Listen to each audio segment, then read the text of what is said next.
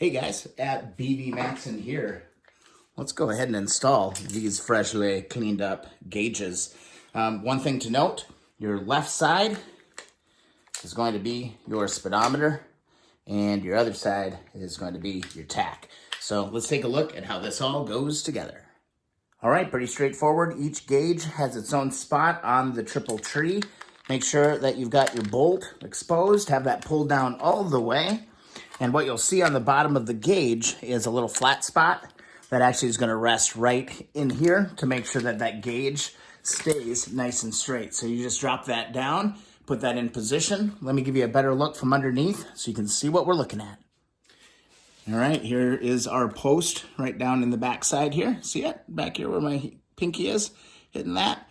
All we're going to do is we're going to grab our washer, our lock nut, or our locking washer and our nut, and get that started. Now I'm going to tilt this headlight forward just a little bit, give myself some room to operate, because we are kind of fighting gravity on this one, and it can be kind of a pain in the ass as I just dropped both the washer and the locking washer.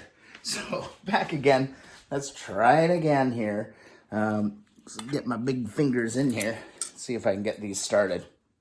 No joke, there's no easy way to do it, but I recommend just hand on top of the gauge and then use your thumb. Hold those things in place as I drop the nut.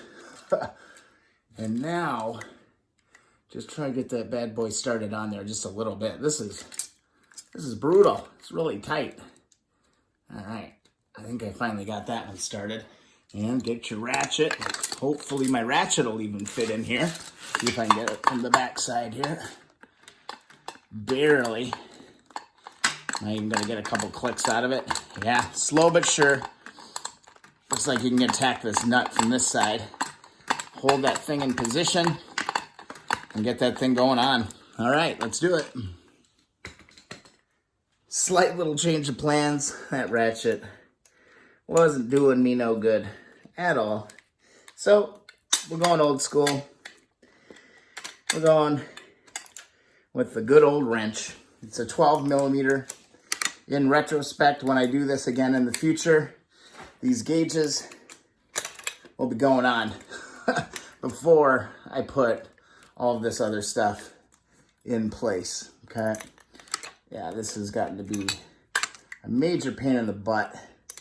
Thought this was gonna be just pretty quick and painless, but this connector is definitely back here a little ways. Quite a bit further back than I remembered. So let's go to time-lapse mode while I painfully try to put this nut on. All right, so right as you start getting it to be pretty good, make sure you're on the notch and you're flat on the edge. And give it a nice crank. There you go, gauge one in place, and follow your wires. Here's the wiring spool. Just gonna tuck these down in, and they're gonna come back through the front of the headlight bucket and give you a better look at that. Inside here, we're just gonna stuff them down in here and pull that through. Be careful not to undo anything that you've already dealt with. There we go. This is Speedo. So I'm gonna knock that out that side. Oh, that's what fell out. My little light bulb came out. That was all it was. I was like, oh God, what happened? But here's our two leads. And go ahead and put the other one on, same way. One other little tip I'll give you when trying to get this started is just lift up on that gauge, just slightly, so that stop is actually holding on the inside of that bolt.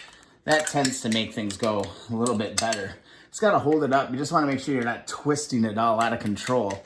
But you do have to pull that up just a hair in order to get this thing to engage and work. Trying not to scratch up my new headlight bulb here, or headlight bucket. But anyway, that's the little tip. Give it a little pull, and probably go a little bit easier for you.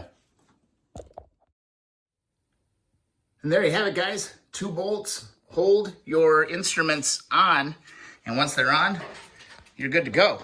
Bam.